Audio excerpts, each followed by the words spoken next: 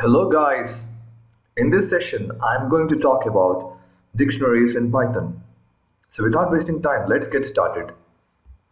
Basically, a dictionary is a combination of key value pairs. Okay, so suppose I define my dictionary as employee. Okay, what I need to do is I need to open a curly brace and close the same, and between this I have to give a combination of key value pairs. A key is a unique identifier for an item. Okay, so I'll give the my first key as name. Okay, and then followed by colon, and then I'll have to give a name for this. Okay, this is the key, name is the key here, and I have to give a definition for this name, a value for this name. Okay, so let me give the name as I'll give it as John Cena. Okay, and then this is my first key value combination. Okay, now if I want to add a few more combinations, what I need to do is I need to put a comma. Okay, then I need to write something like a different key value pair. Okay, in this case I'll say age colon, I'll say 30. Okay, and the next key value pair can be the languages what this employee knows. Okay, I'll say plang. Okay, plang colon. Okay, now I'll give it as a list item. Okay, I'll say Python comma Java. Okay, so this is my first dictionary structure. Okay, you can see a combination of key and a value associated with the key. Okay, the second key value pair, the third key value. Okay, so this is how you define a dictionary item in Python. Okay, so if you want to print this employee now, if you want to see what does this dictionary consist of, write print employee and then run this program. You can see the output as the same what we have written above. Okay,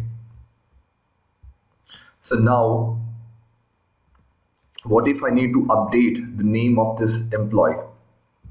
Okay, I want to update the name of this employee to something else. So for that, what I'll do is I will say employee.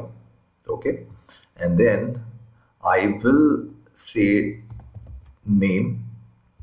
I'll take the name key of the employee and assign a value to it as Brock listener.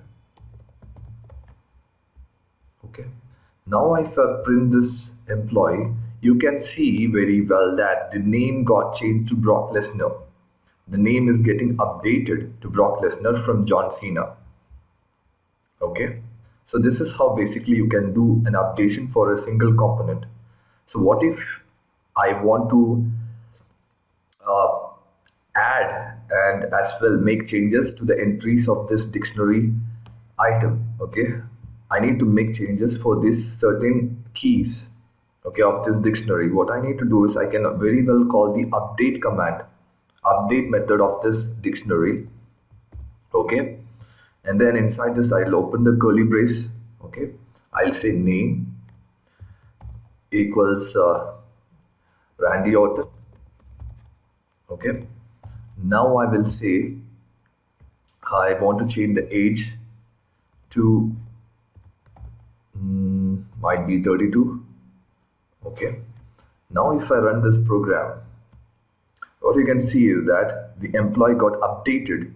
The changes, if you want to change multiple keys or multiple key value combinations, if you want to update them, what you can do is you can make use of the update method of the dictionary. Okay, so you can see that in the output the name got changed to Randy Orton and the age got changed to 32. Okay, and you can also add something like if you want to add a new item to this dictionary, you can also do that using the update command. Okay, what if I want to change, if I want to enter a phone number for this employee. Okay, I can do that also. Okay, I'll say a phone number equals this, and if you run this program now, you can see that in the dictionary, when I print the employee, okay, in the output you can see that an additional item got added, an additional key value combination, a key value pair is added because we have used the update method of the dictionary object, okay, because of which we can see that an additional item is there in this dictionary now. Okay, that is about the update command. Okay, now what if I want to get, or what if I want to what if I'm trying to access a component which does not exist in this dictionary. Okay, suppose what I'm trying to do is, what if I try to print employee, uh, suppose phone number. Now we don't have a phone number in this key in this dictionary. Okay, suppose if I'm trying to access that, if I run this program, it will land up in error.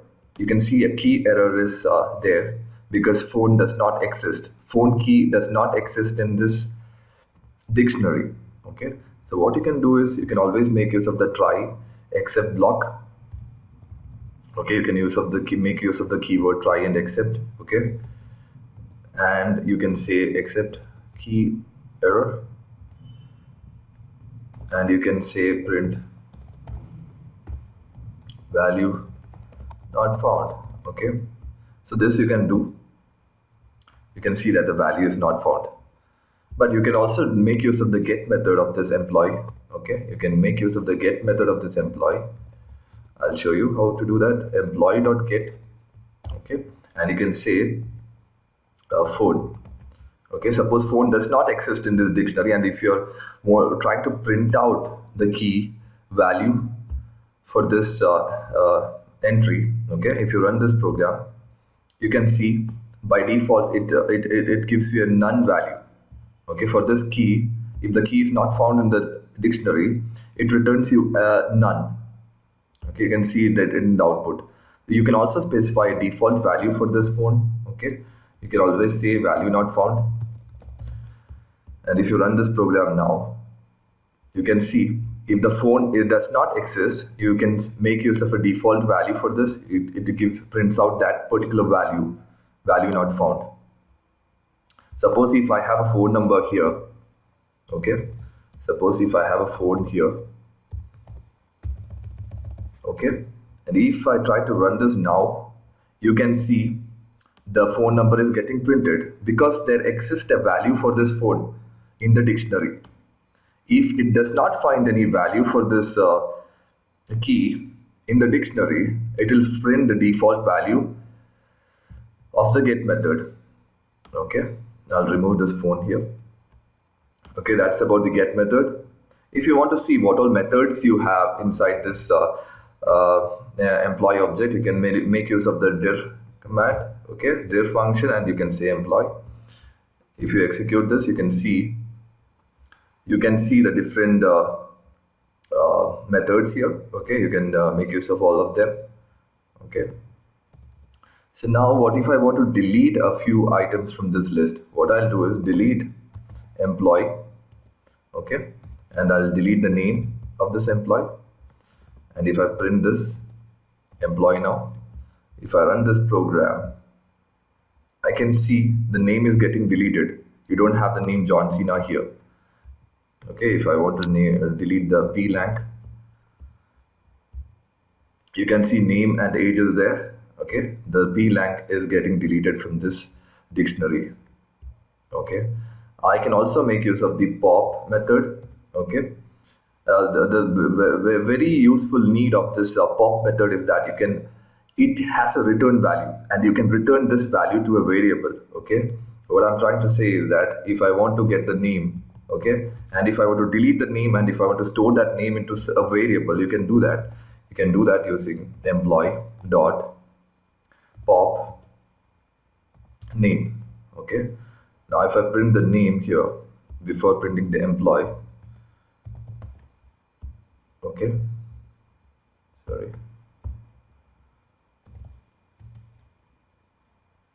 sorry, if I print the name here, okay, because I'm storing it in a different variable now, you can see the pop method will delete the particular key from the dictionary. Okay, you cannot see that item in the dictionary now. Okay, and what it can also do is that you can store that value which is got getting deleted into a variable. Now I have stored it in a variable called name, and I'm printing that name. Okay, you can see that name is in the output now when I print the name. Okay, so that's about deleting few items. Okay, now suppose if I want to clear, I can, if I want to clear the entire data from the dictionary, what I can do is I can do employee.clear. Okay, now if I print the employee, you can see there exists nothing inside this dictionary, because I have cleared all the items, all the key value combination I have deleted from this employee. Okay, now you can see nothing, there exists nothing, it's blank, it's a complete initial blank of employee dictionary now. Okay, now now if I will check for different various different methods of this employee. Okay, let me check what all is there in this. Okay, so now suppose if you want to print the keys of this list. Okay, what you can do is you can see employee.keys. Okay, it will print out all the keys, all the keys of this employee dictionary. Okay, run this program. You can see dictionary keys, only the keys are getting printed. Keys are name, age, and blank. Okay, now if I want to print all the values of this list, or the values of the dictionary, I can say employee.values. You can see only the values are getting printed.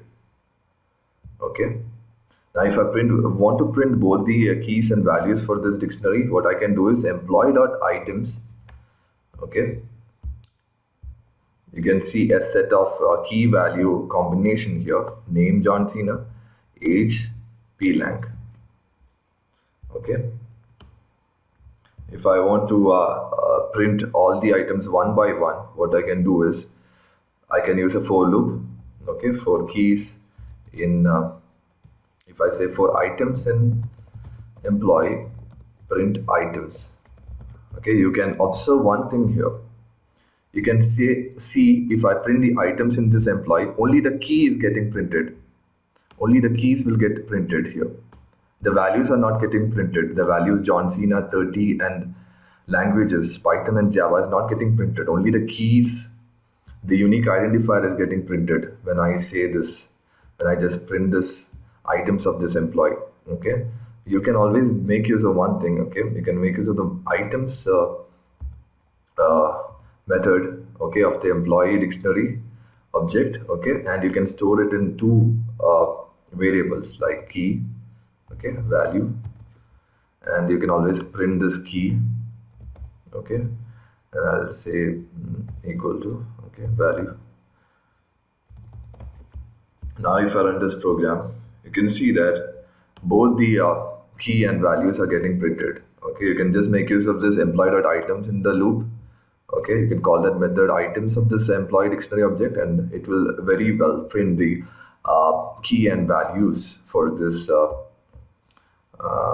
dictionary object respectively. Okay, so that's about printing of values. Okay, there is one more method to create a dictionary object. Okay, if you see, if you print out the type of this employee object, okay, you can see if you run this program, you can see it's of class dictionary, dict, dict. Okay, so there is one more way to create a dictionary object, which is to pass. Okay, here I will do which is to pass the parameters, the key value combination, to a dict constructor. Okay, I can say name equals Brock. Okay, age equals might be 35, and blank equals Python, and I'll say Ruby. Okay. Now if I print this, I'll say this as employee 2. Okay. Now if I want to print both the dictionaries, print employee, okay, which we have constructed it using a normal dictionary construction, okay. And the second employee has been constructed using the dictionary constructor, okay. I'm passing the values to dictionary constructor. You can see now, if I print both the employees, okay, and execute this program, you can see very well that both the dictionary objects are getting stored in a similar way. Okay, even though I have made use of the dictionary constructor, okay, to create the second dictionary object, okay, you can see that it just got converted to the kind of construction which we used to create employee, the first employee, okay. I didn't have to use the codes around name, okay, age, okay, blang.